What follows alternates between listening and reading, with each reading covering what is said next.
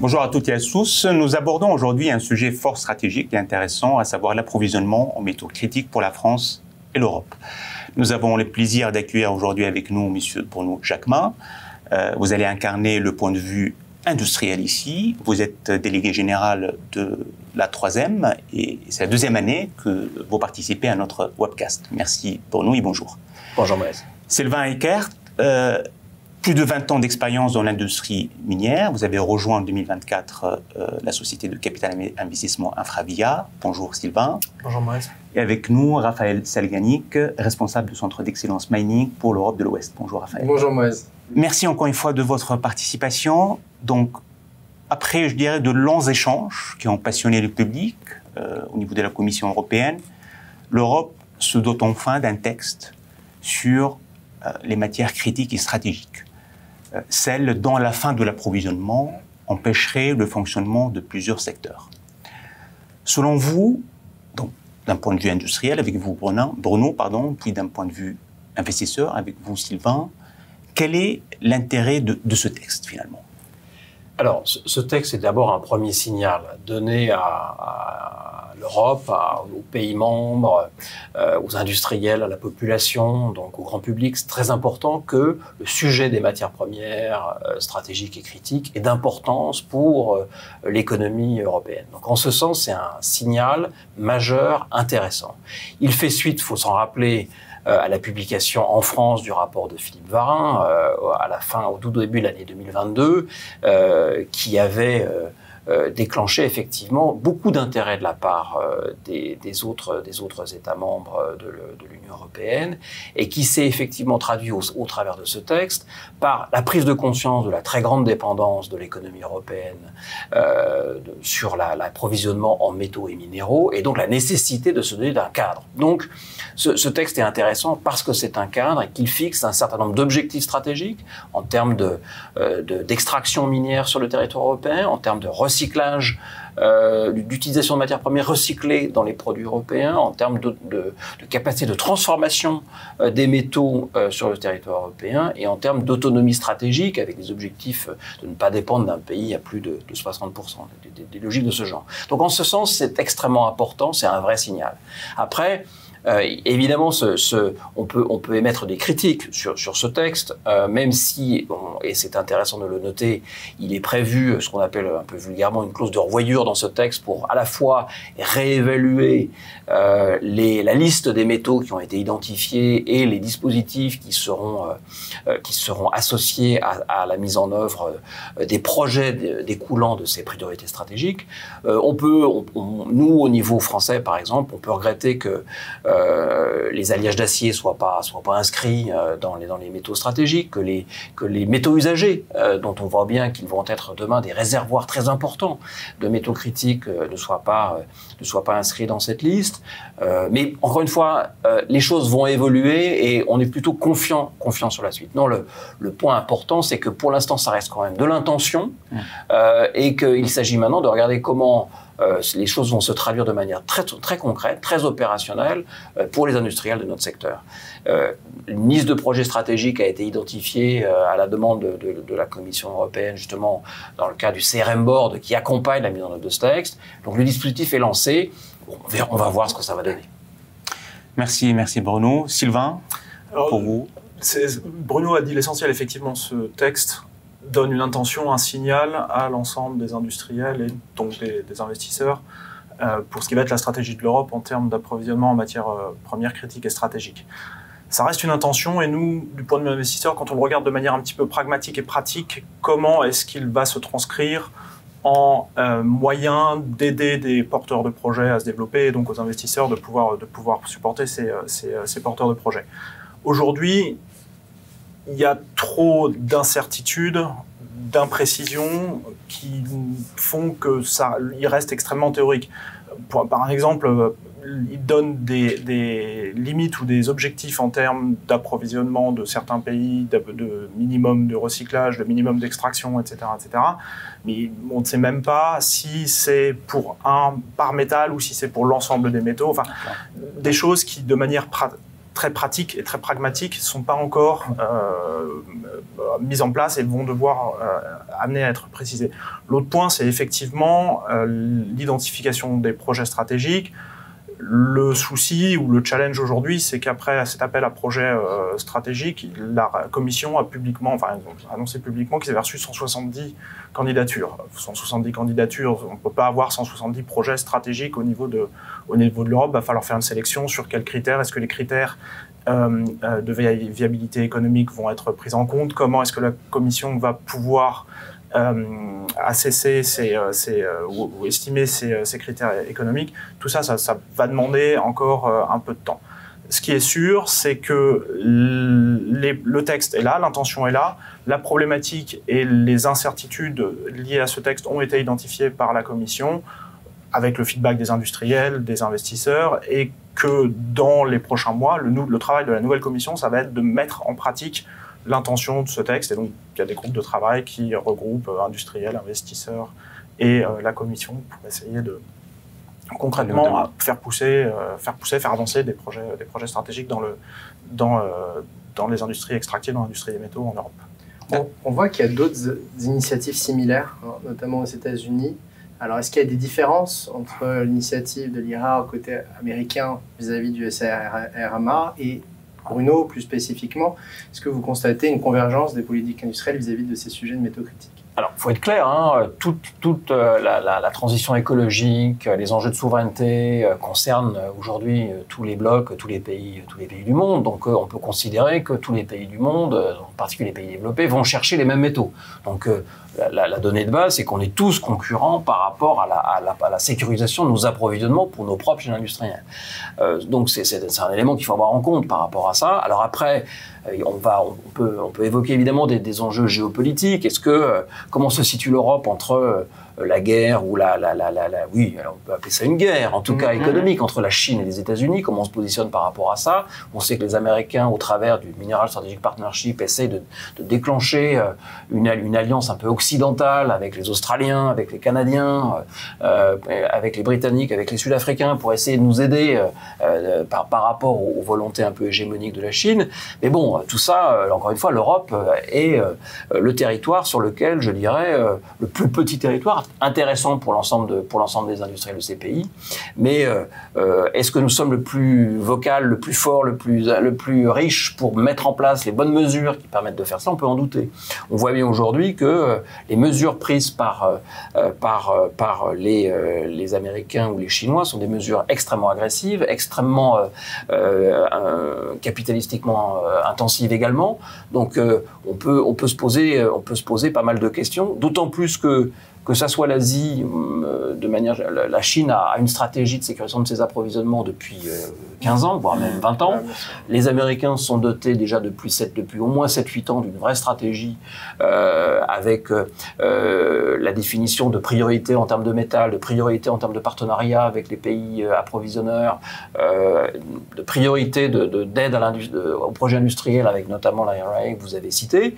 Donc ils sont partis bien avant nous, puis on pourrait citer le Japon, qui avec le JOCMEC par exemple, qui a pas mal servi d'inspiration pour les politiques françaises ou européennes, là aussi de longueur d'avance. Donc en gros, pour résumer, on est les derniers dans la course, dans un combat dans lequel tout le monde a déjà pris des positions avec des moyens supérieurs aux nôtres. Donc le sujet est loin d'être gagné, mais on peut espérer que par la diversité de son marché, la capacité d'innovation, la capacité effectivement de développer des projets industriels sur notre territoire et le marché que l'Europe représente, on puisse effectivement avoir une position intéressante sur ce marché.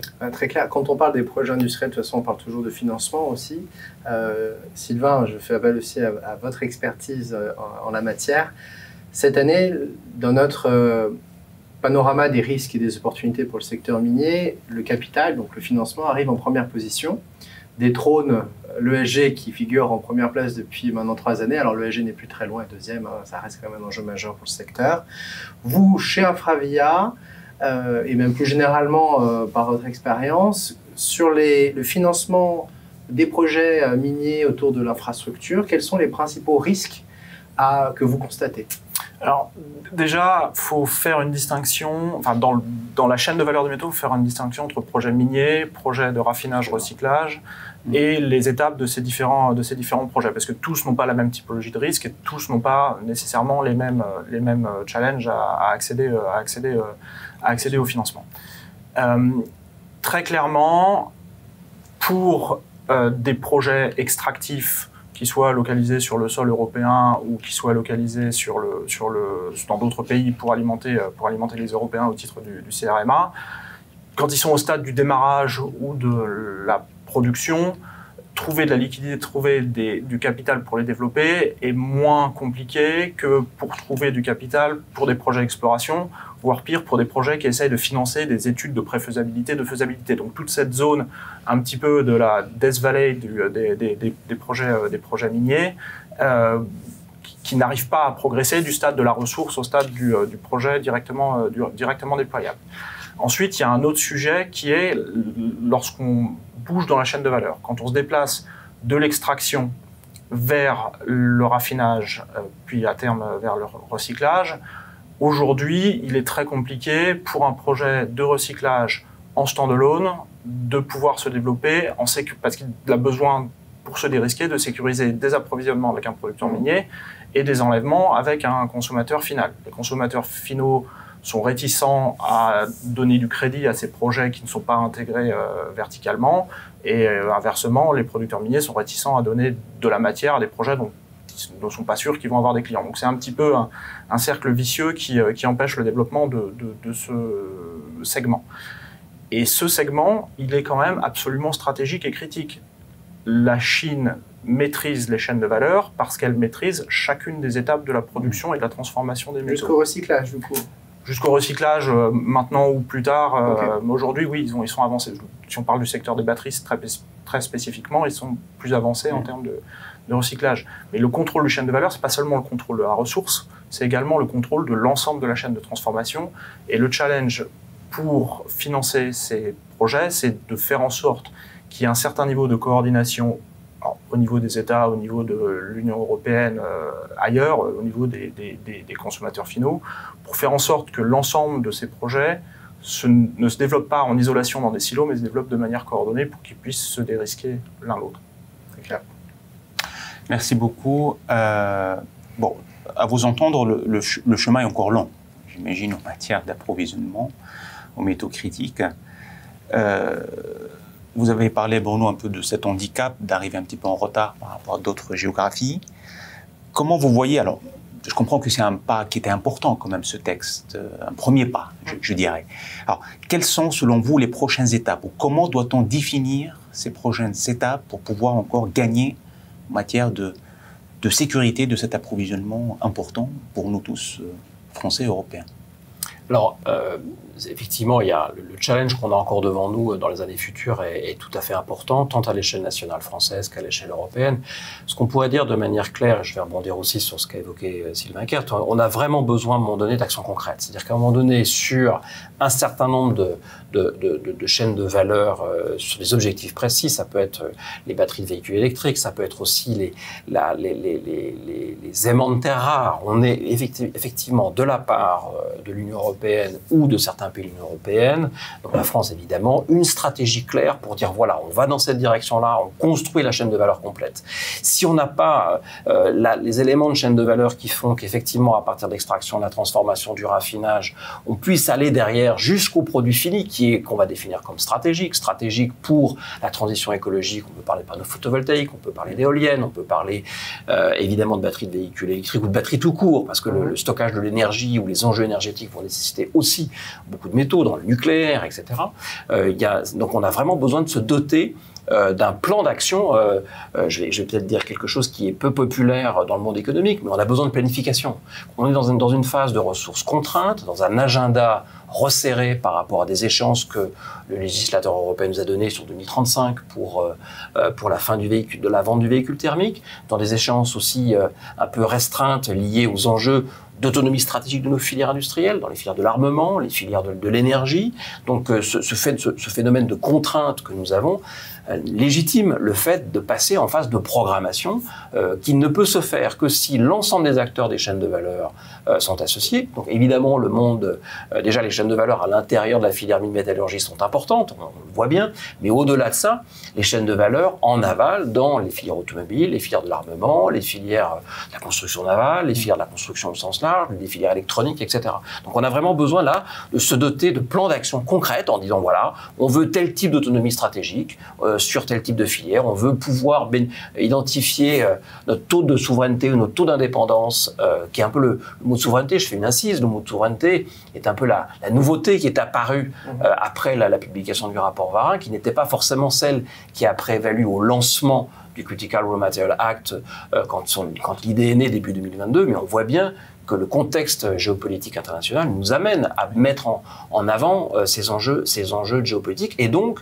de se doter de plans d'action précis. Donc pour après dérouler ces plans d'action précis, mobilisation des écosystèmes de manière générale et puis financement dédié, spécifique à ces différents projets. C'est quand même le grand absent du CRM Act aujourd'hui. On ne voit pas de financement spécifique à l'échelle européenne. Est-ce qu'on pourrait imaginer un fonds souverain européen qui permettrait de déclencher tout cela? Est-ce que sur les actions de défense, on voit bien aussi à quel point la défense européenne est un sujet, mais voilà, de quelle manière on va pouvoir régler ce sujet à l'échelle européenne ou à l'échelle nationale sur ces différents éléments. Et puis pour terminer, une des spécificités qu'on a dans notre manière d'aborder le sujet à l'échelle européenne, c'est, je dirais de manière un peu globale, les enjeux ESG, ou du moins dire comment à un moment donné, la filière extraction, la filière transformation, la filière métallurgie, dans sa manière d'apporter les métaux nécessaires à l'économie, le fait en préservant les enjeux sociétaux et environnementaux, avec moins d'émissions de carbone, avec moins d'impact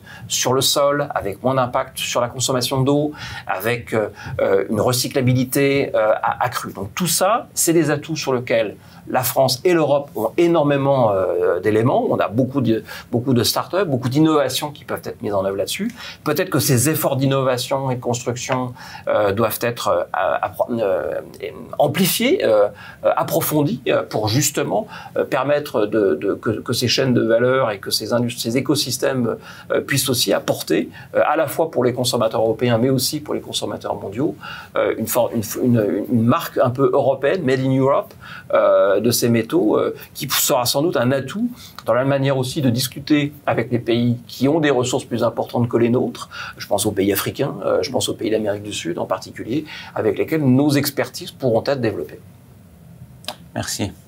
Sylvain, les prochaines étapes. Je vais reprendre le mot de Bruno Jacquemin de planification. J'avais parlé de coordination, mais effectivement, on est en train de développer des chaînes de valeur qui sont extrêmement complexes, qu'on doit développer en parallèle. Donc les mots-clés, ce sont effectivement coordination, partenariat, mise en commun de talents et d'expertise au niveau européen. Aujourd'hui, si on veut voir le verre à moitié plein, les différents États européens ont plusieurs États européens ont chacun des initiatives pour aider au développement de ces chaînes de valeur. La France est probablement le plus avancé de tous les pays européens, avec une boîte à outils qui commence à être relativement complète. L'Allemagne et l'Italie suivent de peu. La Finlande avait commencé il y a bien longtemps avec la mise en place du Finnish Minerals Group. Mais il va falloir se coordonner à l'échelle européenne. Donc, c'est la mise en pratique du CRM Act. Comment est-ce que ça se traduit concrètement en termes de planification? Quels sont les projets stratégiques qui sont vraiment des projets stratégiques en Europe? Comment est-ce qu'on décline les intentions du CRM Act en obligation ou en réglementation? Et comment on soutient à la fois le développement de projets miniers, de projets métallurgiques, en établissant un jeu à armes égales avec les pays qui peuvent mettre des subventions à leurs industries pour exporter en Europe par derrière, ou en supportant les projets via l'innovation, via différents mécanismes qui vont permettre à l'Europe d'établir une industrie des métaux qui est compétitive. On ne peut pas nécessairement faire du copier-coller de ce qui se fait ailleurs parce qu'on n'a pas les mêmes conditions industrielles, mais on peut essayer d'être économique en étant innovant. Je pourrais rajouter un point, si vous me le permettez. Je pense qu'il y a aussi besoin de cohérence dans les politiques européennes. Aujourd'hui, la taxonomie n'inclut pas les activités extractives. On a donc besoin là-dessus d'une cohérence un petit peu de politique publique dans les différents éléments européens. On a aussi besoin, parce que ça sera un enjeu majeur pour ces industries de transformation des métaux qui assureront la transition écologique et l'autonomie stratégique des filières, on a aussi besoin d'énergie, beaucoup d'énergie, décarbonée à des prix compétitifs. Et ça, c'est aussi un enjeu de politique européenne. Vous voyez, la caractéristique qu'on a dans notre secteur, c'est que on est très transversal, on impacte énormément de stratégies de politique publique, et qu'à un moment donné, il faut effectivement que l'Europe, et on voit bien effectivement l'enjeu du programme de cette nouvelle commission, avec le Clean Industrial Deal dont on attend beaucoup, c'est effectivement de mettre de manière forte cet enjeu au cœur de sa stratégie, parce qu'il va irriguer les stratégies de réindustrialisation et les stratégies de compétitivité européenne. Merci Bruno. Juste l'année dernière, on avait parlé aussi de la planification, et vous avez parlé de la planification, donc je vois que le sujet est toujours d'actualité. Bon, après, est-ce que c'est une année, c'est court ou pas? Donc, on est quand même sur de la bonne voie ou enfin, Oui, ça prend du temps. On ne change pas plusieurs décennies de comportement de services d'achat d'industriels qui avaient l'habitude d'acheter sur étagère les commodités que représentent les métaux. On ne change pas ça en quelques années. Ça nécessite effectivement des profonds virages stratégiques. On voit bien en plus que ce virage stratégique ou ce virage, je dirais, de transformation de comportement à l'intérieur des grandes entreprises et des écosystèmes industriels vis-à-vis d'une sécurisation des chaînes d'approvisionnement logistique en particulier, ça percute effectivement des habitudes qui ont été mises en œuvre, des modes d'organisation à l'échelle internationale, et ça se fait en plus dans un contexte qui est loin d'être calme, loin d'être serein, quoi. La compétitivité mondiale s'accompagne de crises géopolitiques, s'accompagne de conflits armés, donc on voit bien que sur ces sujets-là, notre pays et l'Europe ont effectivement beaucoup à faire pour se remettre en position de sortir gagnant sur ce sujet-là. Et effectivement, la planification, c'est un moyen de le construire dans la durée, et ça prend du temps. Ça prend du temps. Merci beaucoup, Bruno, pour votre participation. Sylvain, Raphaël. Merci, Moël. Merci encore une fois. Merci à toutes et à tous. Au revoir.